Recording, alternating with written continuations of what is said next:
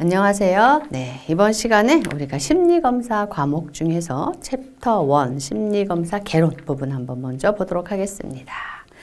첫 번째로 심리검사 및 평가의 개념과 역사, 총론 내용입니다. 먼저 심리검사의 의의가 있습니다. 이 심리검사의 의의를 묻는 문제도 다음 중 옳게 설명된 것은, 옳지 않은 것은 이러면서 이제 검사가 많이 이 심리검사의 의의가 출제가 많이 되니까 한번 자세히 살펴보도록 하겠습니다. 먼저 동그라미 1번에 보시면요. 심리검사라고 하는 것은 인간의 심리적 특성을 검사하는 거죠. 심리검사. 그래서 심리검사란 개인에 대한 종합적인 정보를 알아내는 과정의 한 부분이다. 개인에 대한 종합적인 정보를 알아내는 것. 그것 중에 한 과정이라는 거예요. 그래서 개인의 지능, 학력, 적성, 성격, 흥미, 가치관 등과 같은 심리적 속성을 체계적이고 수량적으로 측정하는 방법이다. 그러니까 한 사람에 대해서, 한 개인에 대해서 알기 위해서 사용하는 방법 중에 하나가 심리검사다. 그래서 이 심리적 특성, 심리검사이니까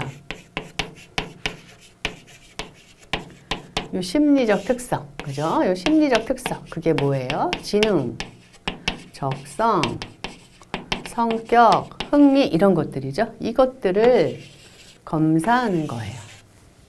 그래서 그것들에 대해서 수량적으로 측정하는 방법이다.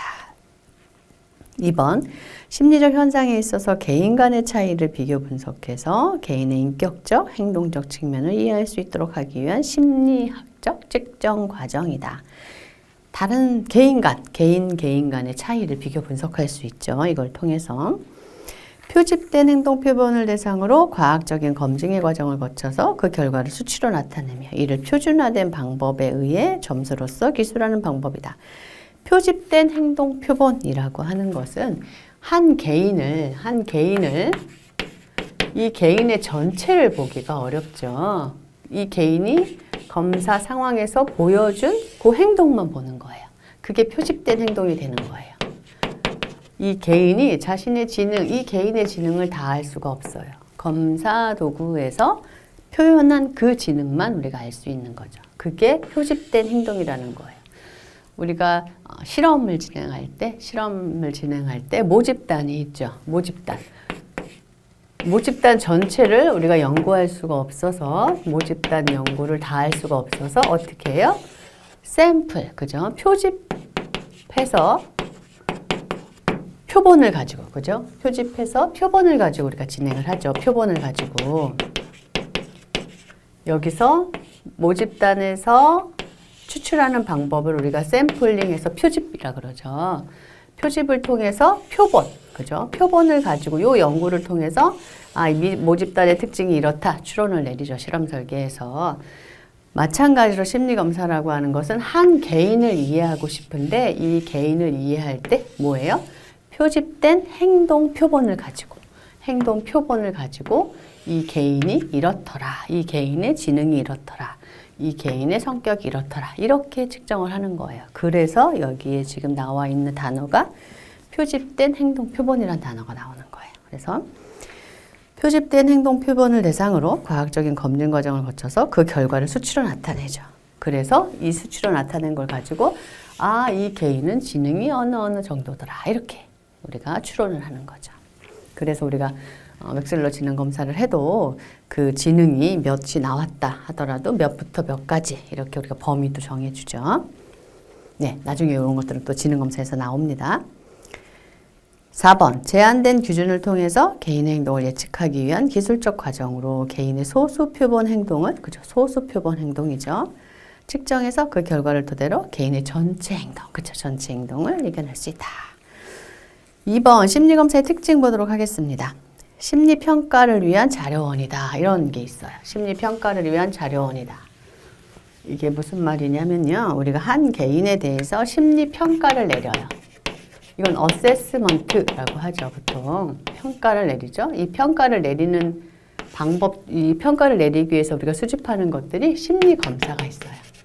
심리검사 자료. 또 면담이 있어요. 그리고 또 우리가 행동을 관찰해요. 그 행동이 어떻더라 하고 관찰해요. 그 다음에 어떤 한 개인에 대해서 심리평가를 내리려면 전문적인 지식도 있어야 돼요. 전문적 지식이라고 하는 것은 뭐 이상심리, 발달심리, 성격심리 이런 것들에 대한 지식이 있어야 되죠.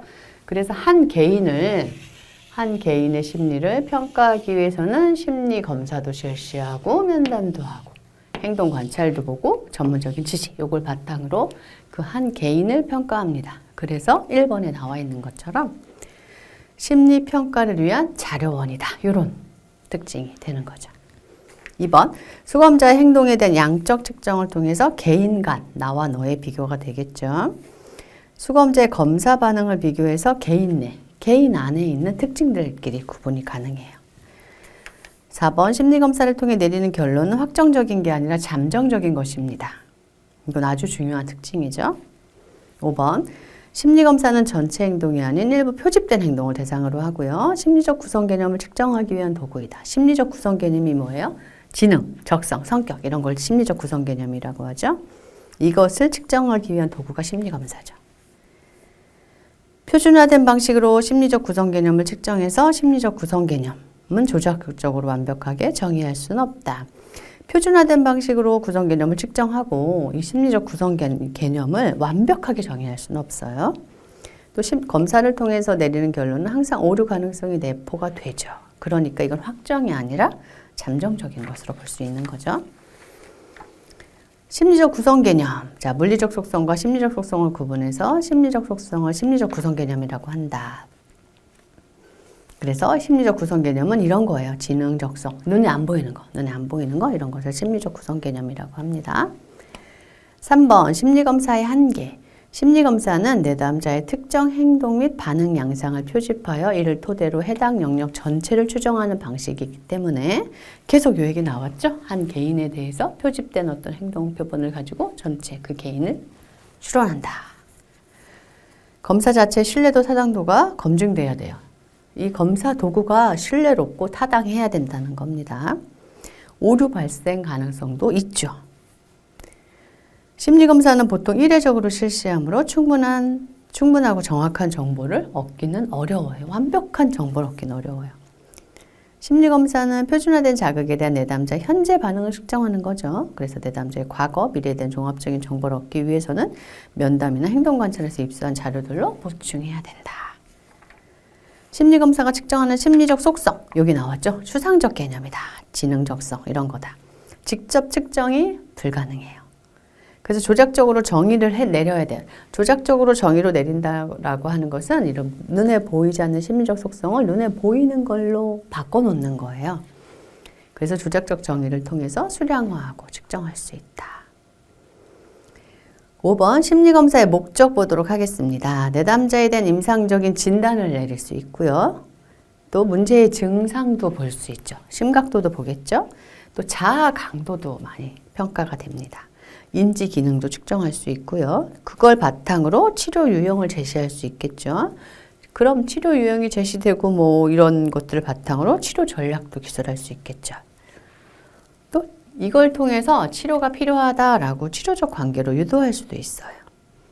또 치료에 따른 반응을 검토하면서 치료 효과가 어땠는지도 평가할 수 있겠죠. 그리고 진단을 명료화한다. 이런 목적들이 있습니다. 6번 심리검사의 발달 과정 한번 보도록 하겠습니다.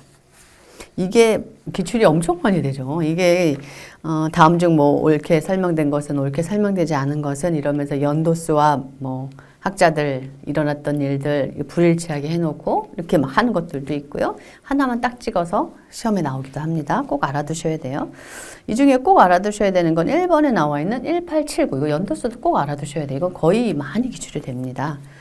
이것은 분트가 독일 라이프치히의 심리학 연구를 위해서 실험실을 개설하였다라는 거예요. 이게 왜 이렇게 유명하냐면 이게 과학적인 심리학이 시작된 거예요.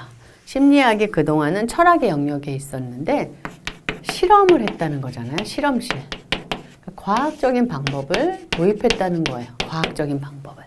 그래서 과학 심리학이 철학에서 과학의 영역으로 옮겨온 거예요. 그게 뭐예요? 1879년. 1879년 여기 연도수가 중요하죠. 분트가 독일 라이프치히에서 심리학 연구를 해서 실험실을 개설했다. 그래서 이 분투는요, 이 학자 되게 중요하죠. 분투는 구조주의를 주장했던 학자인데 마음의 구성 요소를 분석하고 싶어 했어요. 그것을 실험을 통해서 이제 분석을 하려고 했던 거죠. 이 연구를 실험실에서 시도를 한 거예요. 그래서 분투가 많이 썼던 방법이 내성법이라고 하는 걸 썼죠. 내성법. 이것도 많이 들어보신 분들은 들어보셨을 거예요. 내성법이라고 하는 것은 자기 안에 있는 생각이나 욕망이나 느낌 등을 스스로 이렇게 들여다보는 거예요. 그리고 그걸 언어로 표현하게 하는 거예요. 표현하면 그걸 가지고 이제 분석을 하는 게 내성법입니다. 그래서 자극이 막 제공이 돼요. 뭐 어떤 빛이나 이미지나 소리 이것이 이제 피험자에게 제시가 되고 그러면은 피험자가 그 자극에 대한 자신의 감정, 뭐 지각 이런 것들을 이제 관찰하고 보고를 하는 거예요. 그것을 보고를 하는 거예요. 그럼 실험자가 그걸 기록하고 그것에서 어떤 일반적인 패턴을 도출해내는 것 이런 것들이 내성법입니다. 이 방법을 썼죠. 그래서 구조를 파악하고 싶어 했어요. 우리 정신의 구조들을 파악하고 싶어 했던 게 이제 분투입니다. 그래서 분투가 1879년에 이런 일들을 했다라는 거예요. 두 번째로 1890년에 이제 카테리, 이건 멘탈 테스트, 정신검사라는 용어를 사용했다는 게 되게 중요한 거예요. 그래서 미국 최초의 이제 심리학 교수인 카텔이 정신검사, 멘탈 테스트라는 용어를 처음 제안했다. 그리고 3번에 1892년도에 APA가 창설되었고 1896년 이것도 시험이 많이 나옵니다. 동그라미 1번 많이 나오고요. 그 다음 동그라미 4번 많이 나와요. 물론 2번도 많이 나와요. 뭐 멘탈 테스트라는 단어를 처음 사용한 사람, 용어를 처음 사용한 사람이 누구냐? 카텔 뭐 이렇게 나오기도 하거든요.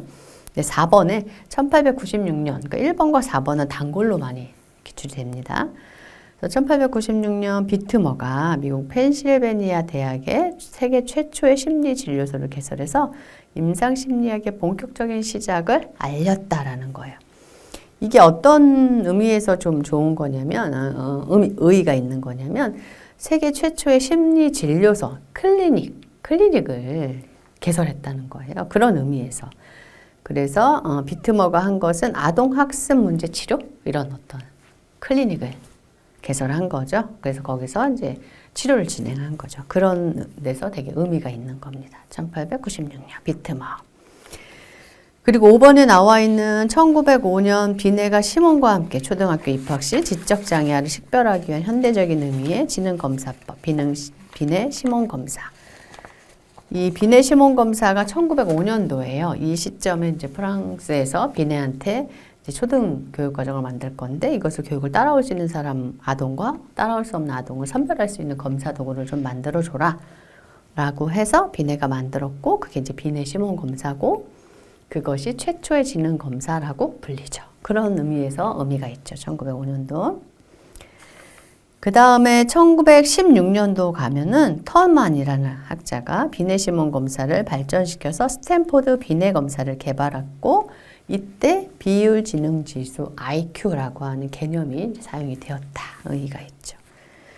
그리고 8번에 1917년 미국의 제1차 세계대전 개입과 군입대 대상자의 선정과 부대 배치를 위해서 그러니까 전쟁이 임상심리학 발전, 뭐 심리검사 발전에 많은 영향을 주었습니다. 그래서 이때 이제 전쟁이 일어났으니까, 그죠? 그때 이제 군입대 대상자들이 막 왔는데, 막 부대 배치를 해야 돼. 그러려면 선별을 해야 되잖아요.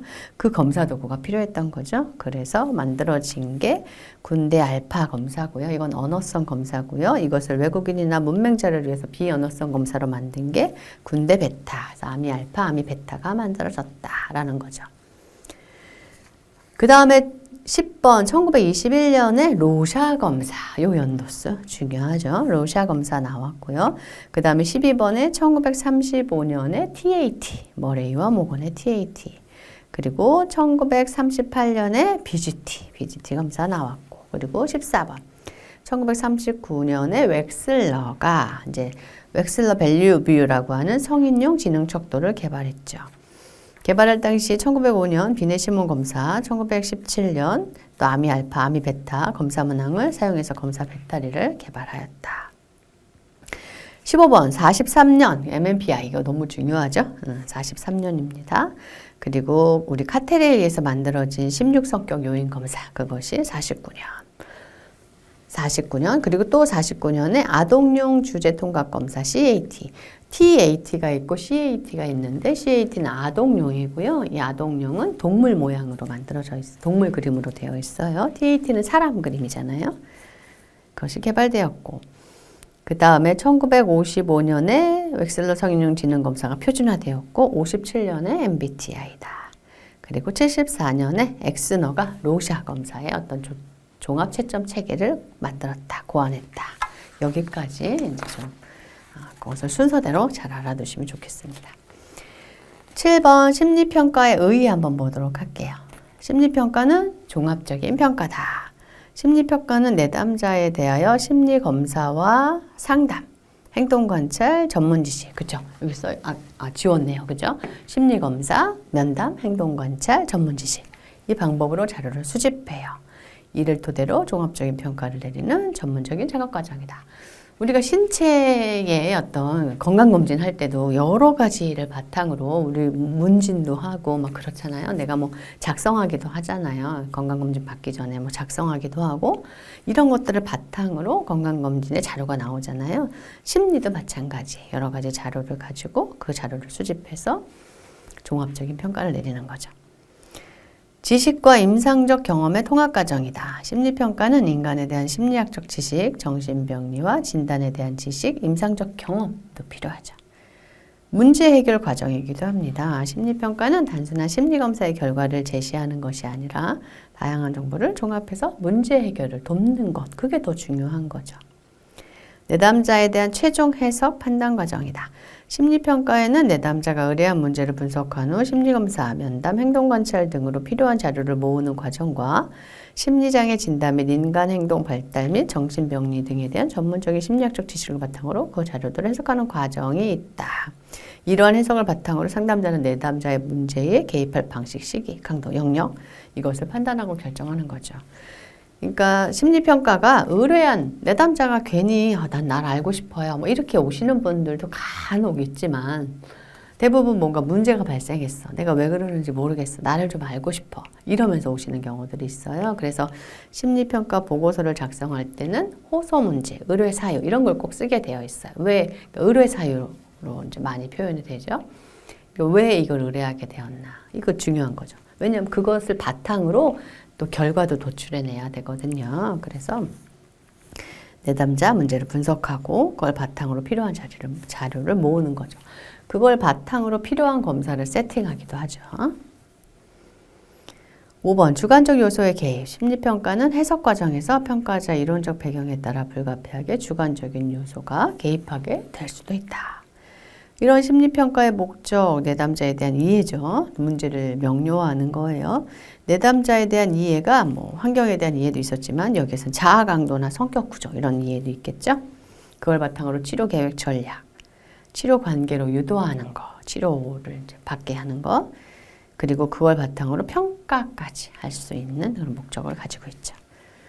심리평가 과정 시 임상적 판단의 정확성을 높이는 방안, 정확하게 하는 게 좋잖아요. 그것을 높이는 방안이 무엇이냐?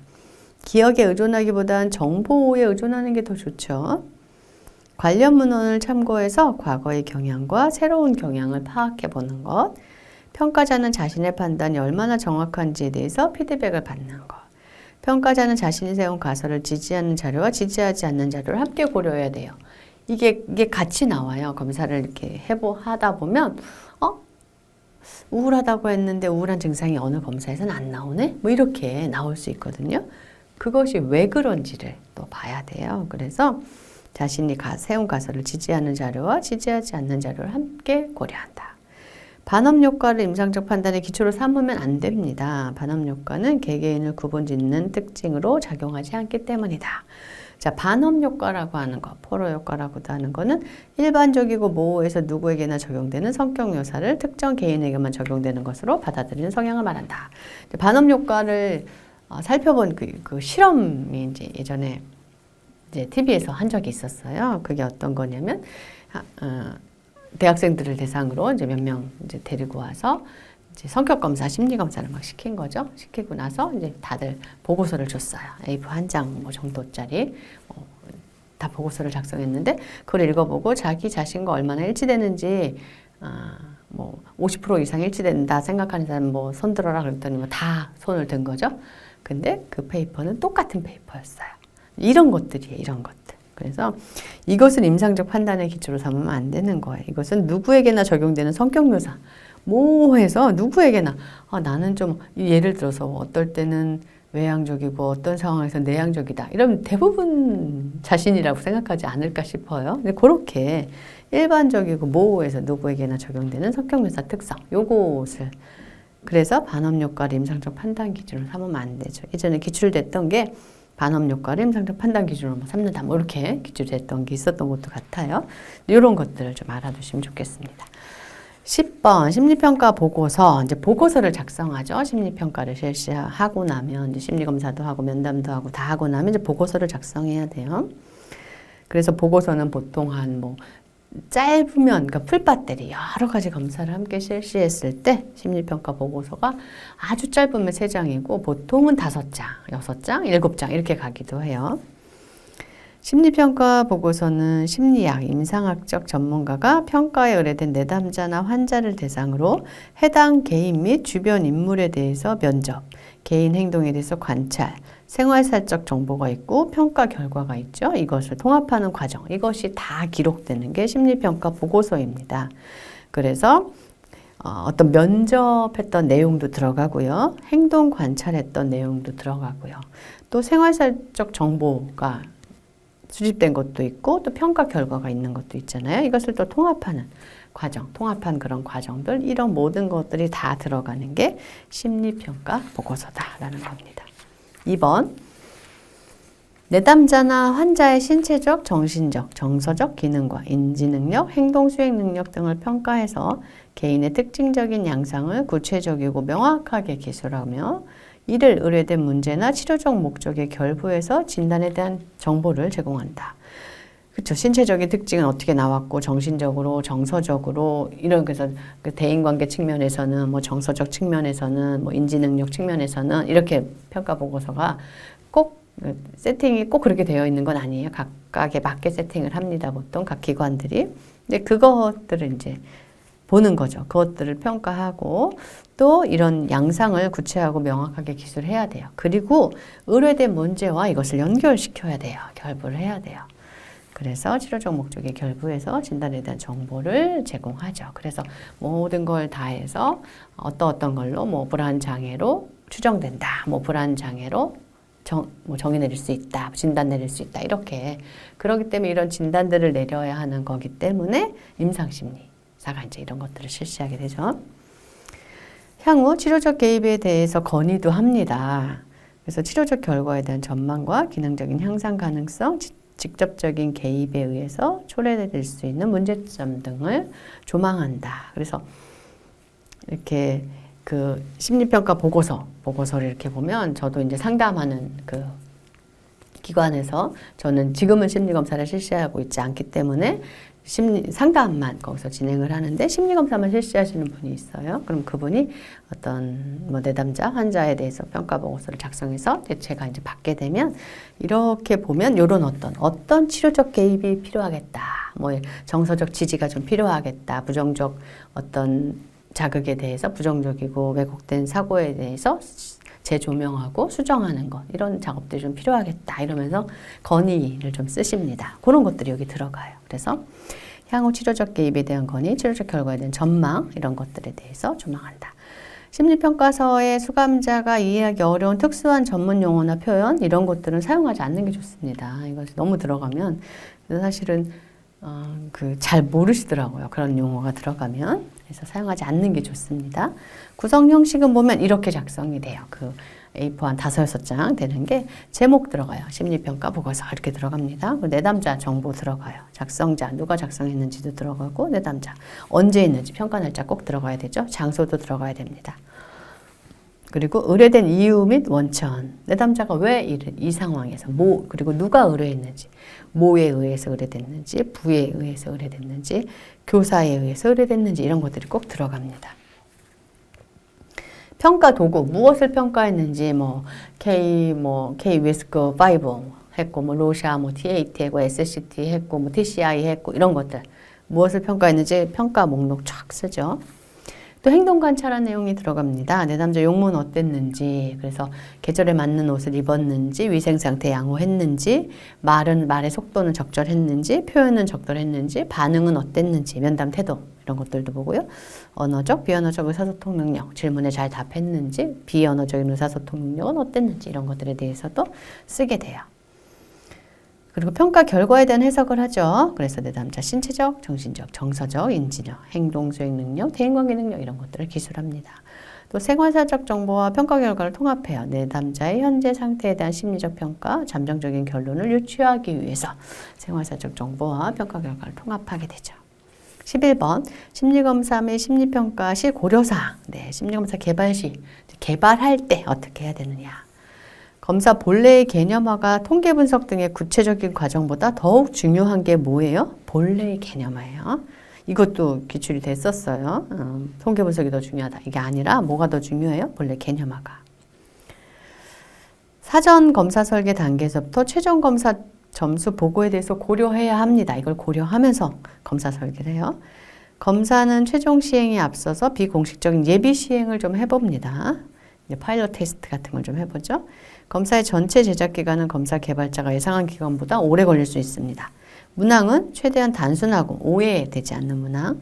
문항이 독창적인 경우 오류의 원인이 될 수 있어요. 문항 분석의 통계적인 기법을 통해서도 부적절한 문항은 통계적인 분석을 하거든요. 그럼에도 부적절한 문항이 남아있을 수 있다.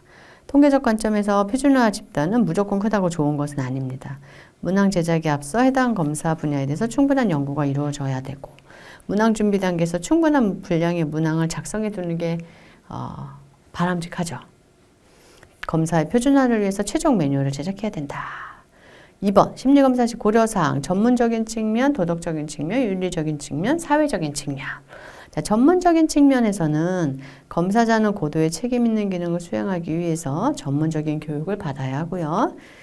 전문적인 기술을 가지고 심리학적 평가 기법을 다룰 수 있어야 되죠. 교육받은 사람만 할 수 있는 거죠. 타당도와 신뢰도가 검증되지 않는 것을 사용하는 경우에는 그것의 장단점을 웬만하면 타당도와 신뢰도가 검증된 평가 도구를 사용하는 게 좋고요. 그렇지 않는 경우에는 장단점을 기술한다.